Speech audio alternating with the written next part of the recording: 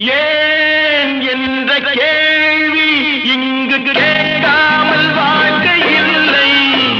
நான் என்ற எண்ணம் கொண்ட மனிதன் வாழ்ந்ததில்லை. ஏன் என்ற கேள்வி இங்கு கேட்காமல் வாழ்க்கை இல்லை. நான் என்ற எண்ணம் கொண்ட மனிதன் வாழ்ந்ததில்லை.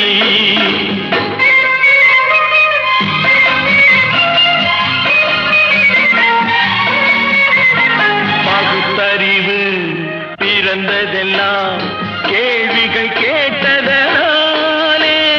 பகுத்தறிவு